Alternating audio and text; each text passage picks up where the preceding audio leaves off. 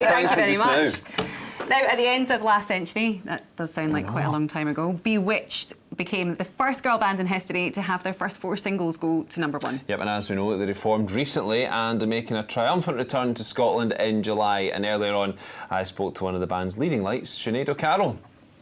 Sinead, it's great to chat to you. How does it feel to be back on the road? Oh, do you know what? It is so good this time because it's less pressure and you're doing the best part of the job, which is always performing and seeing the fans and stuff like that. So it's actually been brilliant. And I get to kind of hang out with the girls, have dinner and come home again. So it's like a girly weekend away. Yeah. And how did you get the band back together then? It was through ITV put a programme together called The Big Reunion, and it was to bring all the 90s bands back together. And that was so successful that after the programme ended, we just kept getting calls to, you know, do gigs, and we've just continued to do that. So it's been amazing. And we've had a revival. Yeah, so it was a no-brainer then? It was no-brainer. There was no risk, so it was just fun. And it was like when we did the tour for 3 weeks, it was like going back to school, going on a big school tour. It was actually it was great fun. We had a ball. When the band did split up, what did you miss the most from it all? I think just, I suppose, living in each other's pockets. I know that sounds really weird, but we got so used to kind of seeing each other all the time. You kind of missed that element, and definitely on stage and the touring, not so much all the promo, because that would, especially when you go to Japan and they're translating stuff, so you're sitting there for hours, but definitely performing and just being with the girls and being creative, I guess, as well. Yeah.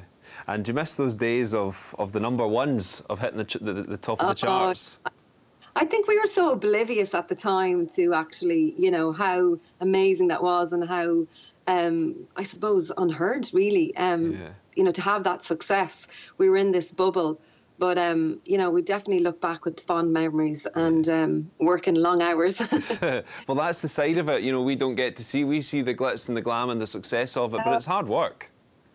I mean, it is, especially, I think we, you know, obviously had the success in England, and then the record company go, oh, by the way, it's like #1 in Belgium, and then the marketing department are, you know, shifting you to the international department, and then you have to kind of go travel the world, and it's becoming a hit all over. And then you're kind of, you know, a year later, you're in the States, and you're, you know, doing the C'est La Vie kind of promo all over again. So it was, I suppose that, you know, 20 years ago, that's the way it was done. Well, we're looking forward to hearing all those hits again in July at Scotfest. You're looking forward to seeing your Scottish fans? Oh, do you know what? We had a ball last year, and, you know, we're so excited to come back. The crowd is always really, really, you know, good. And it's a family event this year, so, you know, it's great. Just bring everybody. The tickets are on eventbrite.ie. I will say that there are cars going to be going around Glasgow and Edinburgh with Scotfest logos. So if you run up to the cars and say you love the 90s, you can get a free ticket. Really? So, yeah. Right, don't run up to the cars when they're moving, though. Just wait till they've stopped. Well, maybe, I don't know. Yeah, do you know, that's an interesting marketing concept in central Scotland. Run up to cars and shout things. We do that at the weekends on a good day. Sinead, we'll see you in July 7th for Scotfest, and thanks for chatting to us. Oh, you're more than welcome, David. Thanks for having me. Fingers crossed for the weather as well. A good day. Bit of sun. Now, Kilmarnock Football Club enjoyed a landmark moment last month when they appointed their first female board director.